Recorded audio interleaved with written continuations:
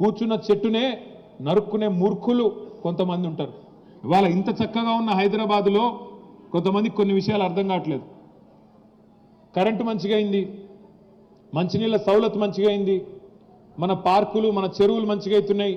మీ దుర్గం చెరువు, మల్కం చెరువు, మీ అంబీర్ చెరువు ఒక్కొక్కటిగా అన్ని మంచిగా చేసుకుంటూ వస్తున్నాం. ఇక పిండి కొద్ది రొట్టె ఎట్లా వెళ్తే గట్లా చేసుకుంటూ వస్తున్నాం మెల్లమెల్లగా. అదేవిధంగా మీ రోడ్లు బాగా అవుతున్నాయి, ఫ్లైఓవర్లు, అండర్ పాసులు, కొత్తగా బ్రహ్మాండమైన ఐటీ కంపెనీలు, ఇవన్నీ మీ కళ్ళ ముంగటనే కనబడతా ఉన్నాయి. కానీ కొంతమంది కొన్ని పిచ్చి పిచ్చి ఆలోచనలు వస్తూ ఉన్నాయి.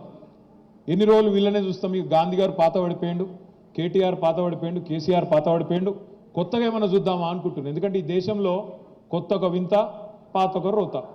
అక్కడేందో ఉన్నది అనుకొని పోతే ఏమవుతుందో కూడా మీకు చెప్పాలి.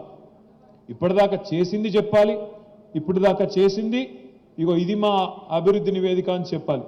రేపేం చేస్తారు మీరు అంటే అది చెప్పాలి. మనం రాకపోతే ఏమవుతుందో కూడా చెప్పాలి. ఏం చెప్పాలి?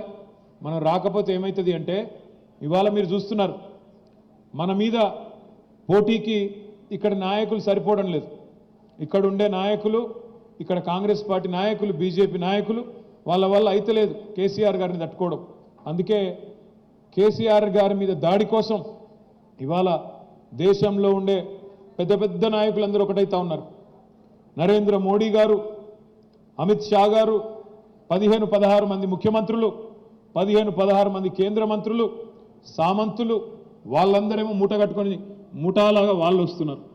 ఇంకొక వైపు కాంగ్రెస్ వాళ్ళు మల్లికార్జున్ ఖార్గే గారు, సోనియా గాంధీ గారు, రాహుల్ గాంధీ గారు, ప్రియాంక గాంధీ గారు, ఇంకా చాలామంది కర్ణాటక నాయకులు, వాళ్ళందరూ కూడా వచ్చి మన మీద పడతా ఉన్నారు.